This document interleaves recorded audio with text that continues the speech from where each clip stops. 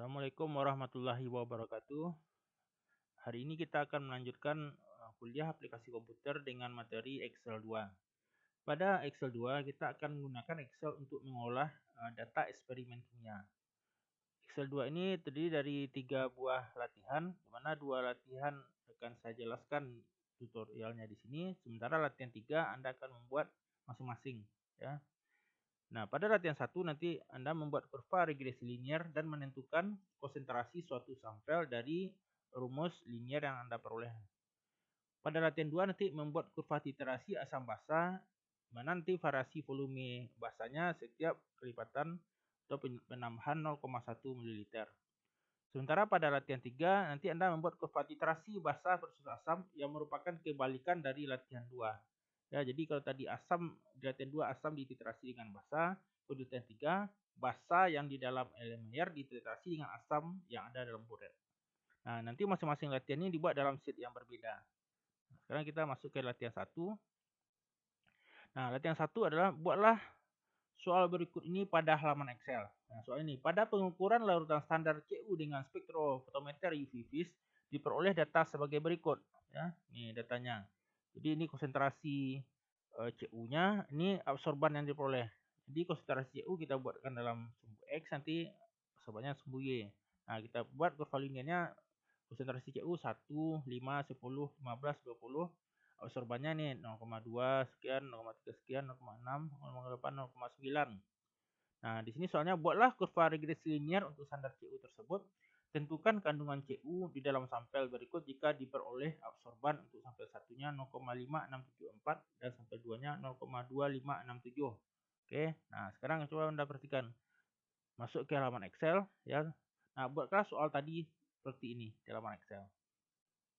Ya, buatlah soal tadi seperti ini di halaman Excel Anda ya. Mana nih lihat di sini di sheet bersama, di sheet 1. Di sheet 1 Anda akan melihat ya. Nah, untuk kurva linear. Nanti di sheet 2 nanti asam versus basa. Nah, di sheet ketiga nanti basa versus asam. Oke, cuma ada tambahan. Waktu Anda mengetikkan angka dalam bentuk pecahan ini ada ya atau bilangan berkoma, maka ada dua kemungkinan. Sebenarnya kita menulis 0,5. Maka dua kemungkinan itu pada adalah angka 0,5 dianggap sebagai angka atau dianggap sebagai teks. Perbedaannya adalah jika dia 0,5-nya sebagai angka, maka bilangan tersebut akan rata kanan pada sel. Tapi jika dia rata kiri, maka akan dianggap sebagai teks. Nah, jika dia rata kiri, maka tanda koma pada angka tersebut dijadikan dengan tanda titik. Ya, jadi tadi 0,5 menjadi 0,5. Jadi desimalnya ditulis pakai titik, tidak koma. Ini contohnya. Jadi ini sel kita tulis 0,5. Kalau dia rata kanan dia di sel ini, maka ini sebagai angka. Kalau kita tulis 0,5, kalau dia rata kiri, maka ini sebagai teks. Ya, ini tergantung kepada settingan komputer masing-masing. Jadi bisa saja Anda mengetikkan 0,5 sebagai angka, bisa saja yang lain mengetikkan 0,5 sebagai teks dia. Nah, kalau dia sebagai teks, ya Anda ganti dia komanya ini dengan titik, ya, maka dia akan menjadi ini rata kanan lagi 0,5. Kenapa kita harus dia sebagai angka? Karena kalau dia dalam bentuk teks tidak bisa dilakukan hitungan matematika pada angka tersebut. Ya, kalau tidak bisa nanti tidak bisa digunakan rumus dan tidak bisa dibuat kurva linear dan segala macamnya. Nah, oke, ini contoh ya. Nih, kita taruh di sini misalnya 0,5 terus 0,5. Nah, 0,5 meter. Nah, kalau di rata kiri berarti ini sebagai teks dia nih, ya. Nah, kalau ditulis di bawahnya 0,5 meter. Nah, rata kanan. Kalau dia rata kanan berarti dia sebagai angka. Kita contohkan aja nih, misalnya ini 2 di sini, ya.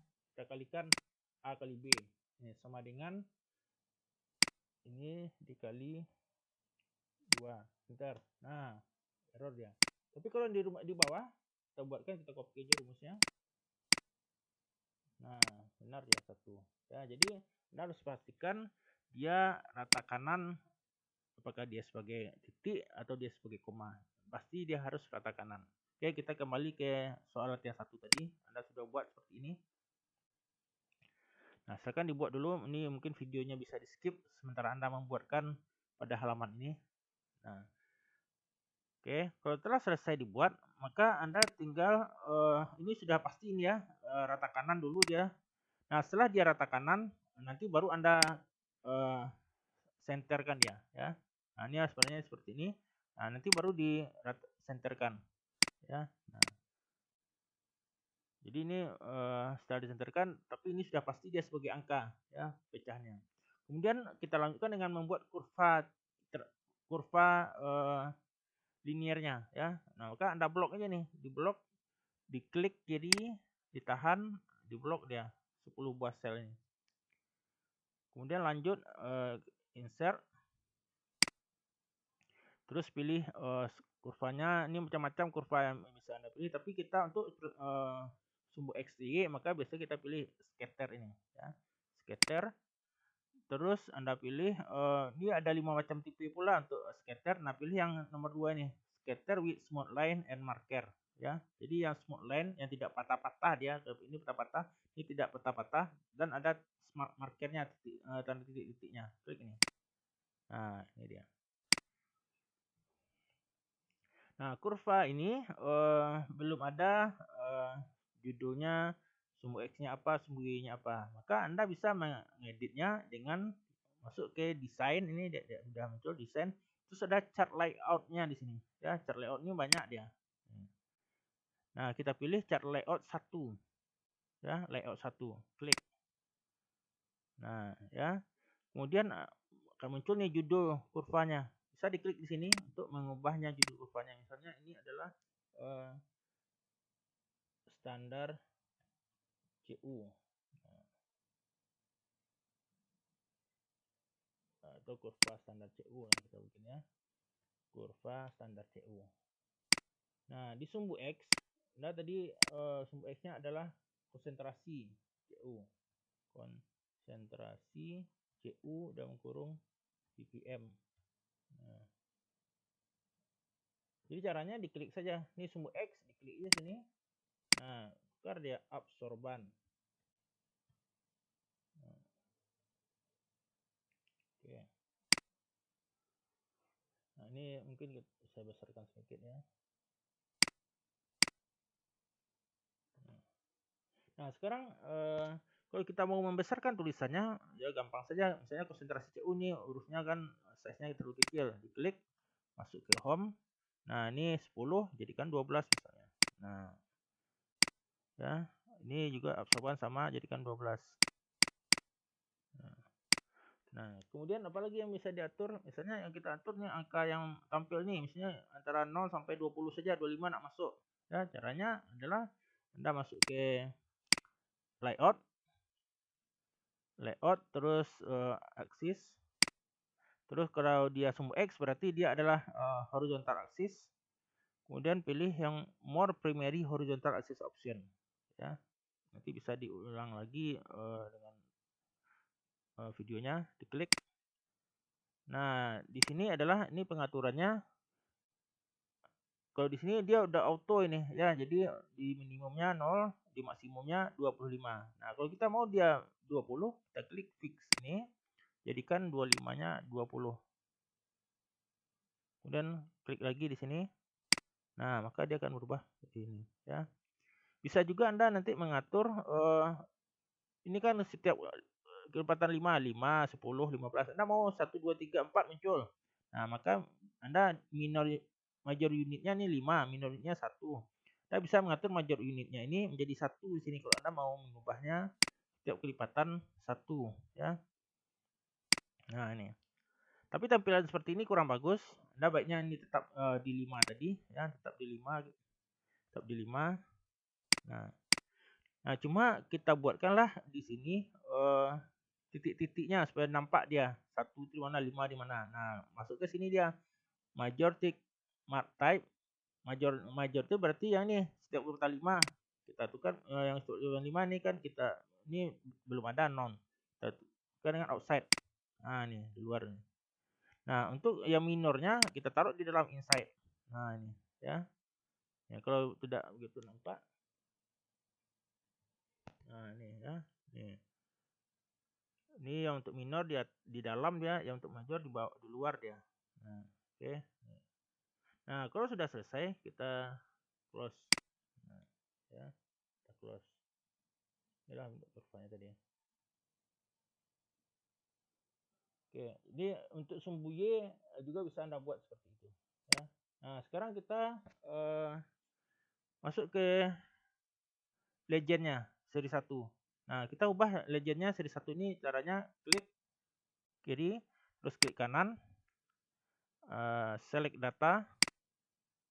Nah, terus klik seri satunya yang di sini, ya, edit. Nah, kemudian Anda tukar series name-nya itu misalnya standar CU. Klik OK.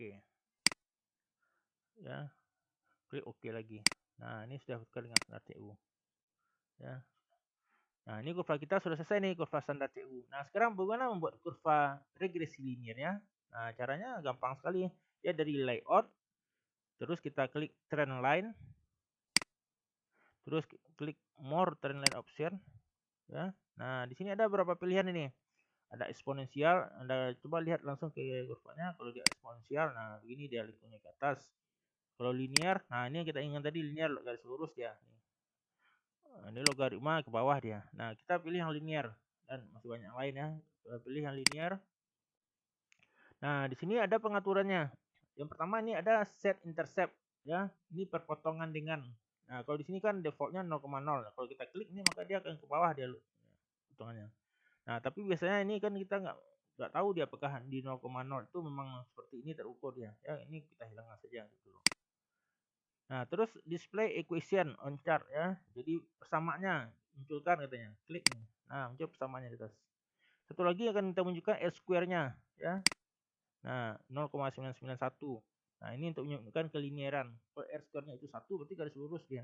Tapi kalau udah 0,99 itu sudah bagus sekali itu untuk data penelitian. Kemudian kita close ini. Nah, kemudian ini kita bisa tarik, klik dulu, kita tarik ke sini dan kita bisa besarkan sedikit huruf-hurufnya. Nah, jadikan 12 kayak tadi. Oke. Nah, ini ya. Nah, sekarang juga kurvanya bisa diwarnai juga ya.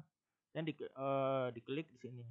Nah, kita warnai dia layoutnya, formatnya nih, set fill, kasih warna kuning misalnya. Terus yang di luar ini kasih warna biru. Nah, gitu ya. Nah, kurva ini juga bisa kita kopikan ke Word atau ke PowerPoint. Ya, caranya diklik kanan aja, copy. Nah, terus masuk ke Word atau ke PowerPoint, paste di sana. Ya. Diwarnai gunanya kalau untuk presentasi pada PowerPoint. Tapi kalau untuk skripsi ya untuk print out tidak bagus diwarnai, nanti akan gelap dia kalau difotokopi. Ya, jadi kalau kita mau untuk presentasi, biarkan warnanya diwarnai seperti ini. Nah, sekarang kita sudah dapat kurva linear ya.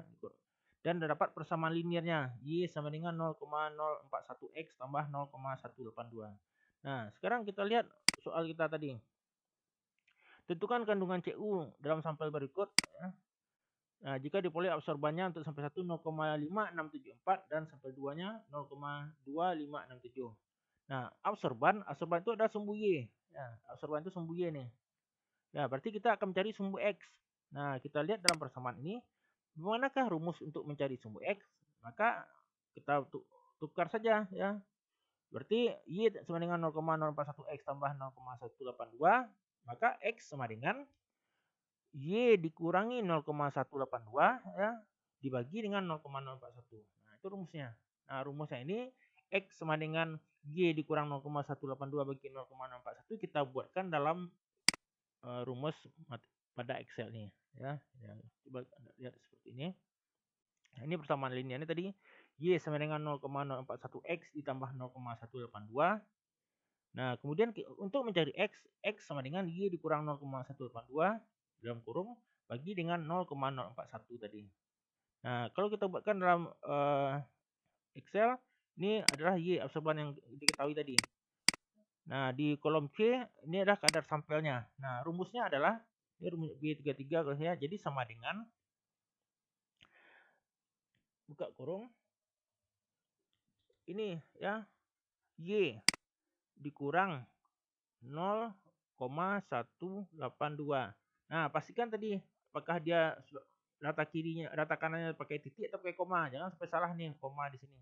Ya, tutup kurung dibagi dengan 0,041, 0,041. Nah, enter. Nah, inilah kadar sampelnya. Untuk yang mau sampel 2, tinggal tarik saja dia ke bawah. Nah, oke. Ya.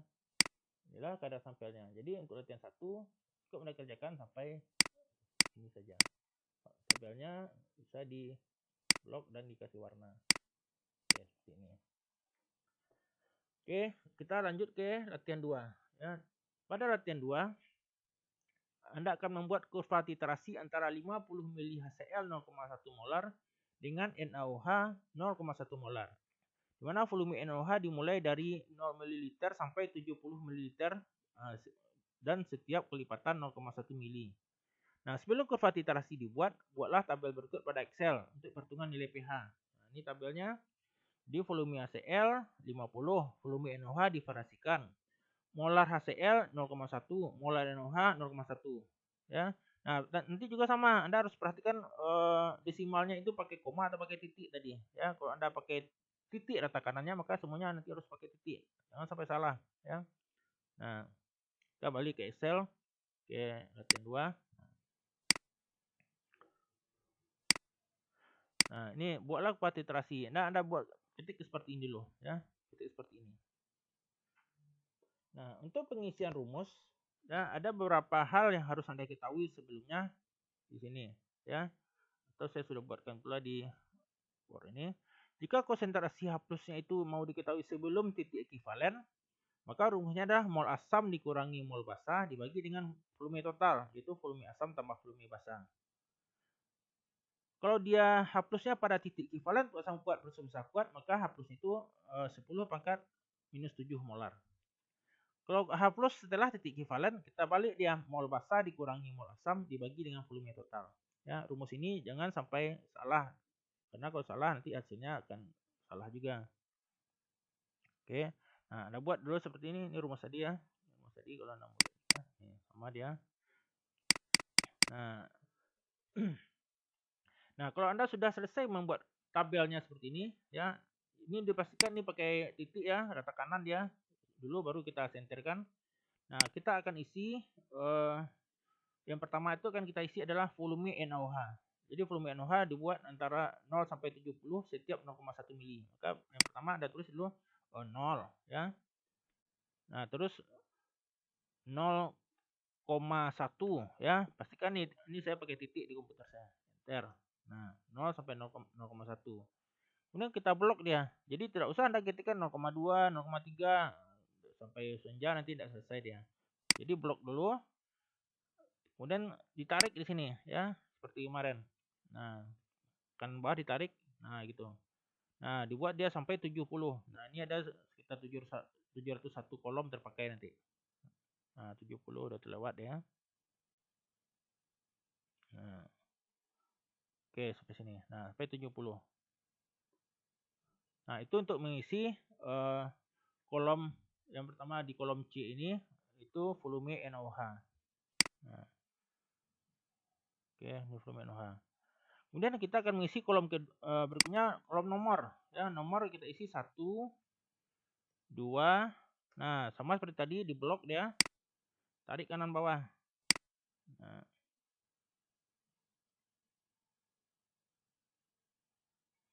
Nah, jadi nomornya ada 701 dia nomornya. Ya. Nah, berikutnya yang akan kita isi adalah volume HCl. Ya. Anda bisa skip dulu videonya, baru dikerjakan, nanti mulai lagi, dilanjutkan lagi. Ya, untuk volume HCl, nah kita akan mengambil dari sini, dari C4 ya. Jadi kemarin sama dengan C4, enter. Ya. Kalau ini kita kopikan langsung, nah terkopi di bawahnya juga C5, C6. Nah, caranya adalah pakai tanda dolar. Jadi setelah Anda enter, Anda klik di sini ya, Anda klik di atas ini. Nah, klik ini. Ya, Anda kasih dolar dia, tanda dolar. Dolar C, Kemudian dolar 4. Nah, dolar C di sini aja nampak ya, dolar C, dolar 4. Nah, apa guna dolar kemarin? Untuk membuat titik tambatnya. Jadi kalau di copy dia tidak lari dari C4 nih. Setelah itu baru enter ya. Nah, kemudian baru kita tarik ke bawah ya. Nah, sampai dia di 70 mili NOH.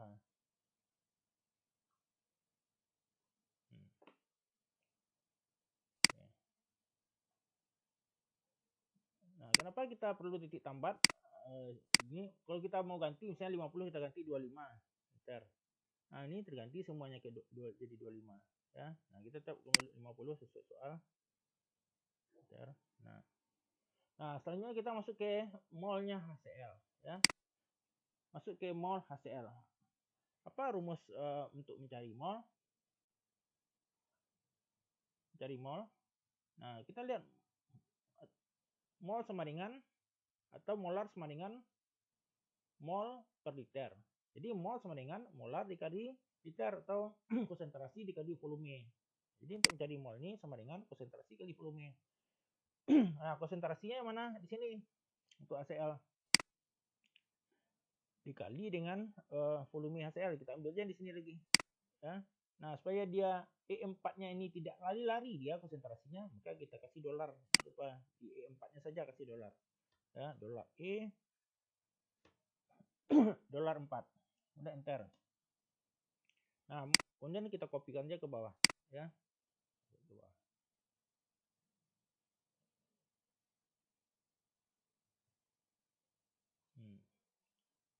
Nah, kebetulan untuk HCl tentu molnya sama dia karena dia ada dalam elemen air. Nah, untuk NOH juga sama rumusnya. Untuk mencari mol NOH adalah konsentrasinya ya NOH dikali dengan volume NOH. NOH berarti sini yang di C ya. Nah, konsentrasinya E5 kita kasih titik tambat tanda dolar E dolar 5. Enter. Nah, kita tarik nih.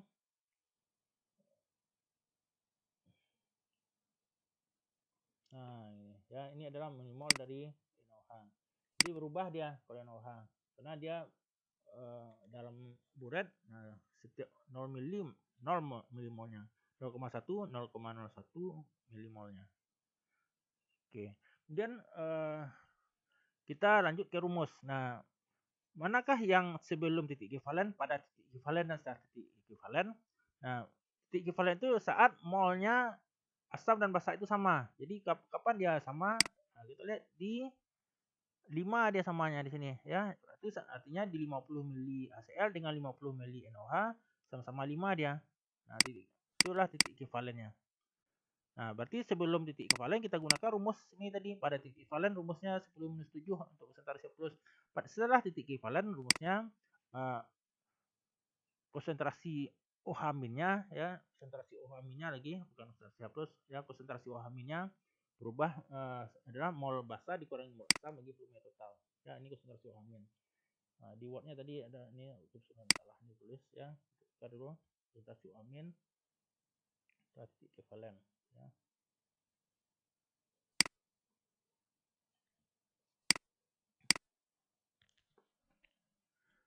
Oke, kita kembali ke Excel. Nah, rumus yang pertama ya. Jadi konsentrasi H+ sebelum titik ekivalen mol asam dikurangi mol basa. Jadi rumusnya sama dengan buka kurung dulu. Nah, mol asam berarti mol HCl ya dikurangi mol basa, berarti di sini kurangi I9 tutup kurung. Dibagi dengan pakai garis miring volume asam tambah volume basa ya. Tutup kurung lagi. Di volume asam di B9 ditambah B9. Tutup kurung enter. Nah, rumus yang sama nih kita kopikan sampai sebelum titik ekivalen ya. Nah, sebelum titik ekivalen pada 4,99 ya. Nah, NOH. Ini rumusnya sama. Pada titik ekivalen konsentrasi H+-nya kita buat seperti kemarin, 10 pangkat minus 7. Maka begini sama dengan 10 ya pangkat pakai angka 6 nih ya, V kecil yang di angka 6 di keyboard Anda itu dekat minus 7. Nah, enter. Nah, ini dia. Setelah titik ekuivalen, OH minnya yang berlebih ya. Jadi sama dengan buka kurung mol basah dikurangi mol asam tutup kurung bagi volume total 50 tambah volume NaOH tutup kurungnya. Enter. Nah, ini artinya 9,99 kali 10 pakai minus 5 ya. Itu Anda kopikan ke bawah. Tarik aja nih. Nah, kopikan ke bawah. Nah, ini dia.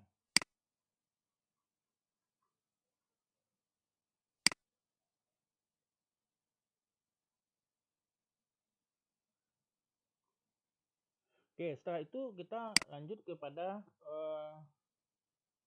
rumus pH ya. pH adalah min log H plus. Ya, sama juga nih. Jadi pH sama dengan minus log buka kurung yang H plusnya ini tadi di F tutup kurung enter.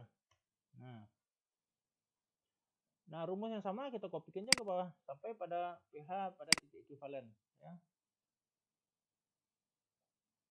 Ini rumusnya ya. Setelah titik ekuivalen yang karena yang berlebih OH min, maka di sini akan muncul POH. Nah, berapakah pH? pH adalah 14 kurangi POH. Berarti rumusnya Anda jadikan seperti ini sama dengan 14 dikurang buka kurung minus ya log buka kurung lagi nih tutup kurung 2 kali. Nah, bisa juga rumusnya jadi 14 minus kali minus 14 tambah log F510 atau kalau pakai ini 14 dikurang buka kurung kurang log buka kurung 510 tutup kurung 2 kali ya. Enter. Nah, kemudian tinggal kopikan ke bawah. Oke, kita kecil dulu. Nah, seluruh kolom sudah terisi ya. Dari nomor, volume HCl, volume NaOH, molnya HCl, mol NaOH, H+ atau H-nya dan pH. Nah, sekarang bagaimana cara membuat kurva titrasi? Nah, kurva titrasi dibuat antara pH dengan volume NaOH ya.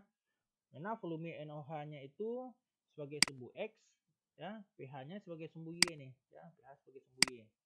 Nah, kalau tadi di kurva linear Anda kan dia dekat tinggal digabung jadi bloknya nih dekat. Tapi kalau yang di sini dia berjarak di sini ya, jarak sumbu X di kolom C, sumbu Y di kolom G. Nah, makanya caranya adalah Anda blok di sini dulu, klik ya, di blok. Jadi di blok seluruh volume NaOH-nya ini sampai ke bawah. Di blok. Nah, sampai 70. Nah, terus tekan kontrol di keyboard ya untuk menahan supaya bloknya ini tidak lepas. Tekan kontrol di keyboard. Nah, kemudian Anda naikkan ini ke atas ya, yang di kanan ini. Ya, catatan kontrol di keyboard tetap ditekan. Kemudian diblok lagi yang pH-nya. Nah, ya. Jangan dilepas kontrol di keyboard ya, tetap dalam keadaan ditekan. Terus diblok terus supaya dia bawah nih. Di sini. Nah, baru lepas ya. Baru lepas kalau sudah selesai baru dilepas. Nah, sekarang sudah terblok keduanya. Nah, jangan diklik ke halamannya, jangan diklik di sini. Kalau mau ya kalau diklik ini lepas nanti apanya bloknya tadi. Ya, sekarang warnanya agak sedikit berubah ya antara kolom C nih dan kolom G nih nampak berubah di atas. Kemudian baru kita masuk ke membuat kurva. Klik insert. Klik scatter kayak tadi juga. Nah, ini pilih yang model ketiga nih, smooth line tanpa marker. Klik ini. Nah, ini kurvanya. Pilih yang layout nomor 1. Detailnya kita buat jadi judulnya adalah kurva titrasi HCl versus NaOH ya. Nah, aksisnya ini sini adalah volume NaOH nah, ya, kita bikin mililiter. Nah. Kemudian di sumbu Y-nya klik di dalamnya pH. Nah, ini. Nah, seri 1 ini tidak perlu ya. Tidak usah, tidak ada legendnya. Kita delete saja, diklik, kemudian klik delete di keyboard. Nah, itu ya. Barisnya ini mungkin kita tidak perlu, klik di sini ya. Udah muncul tanda-tandanya ini, delete lagi dari keyboard. Nah, gitu. Ya. Kalau Anda mau mewarnai seperti tadi boleh ya. Dari formatnya, CV-nya ini misalnya biru. Nah, ini luarnya kuning misalnya. Nah, boleh. Oke. Nah, sampai sini sudah selesai latihan 2. Nah, selanjutnya kita masuk latihan 3.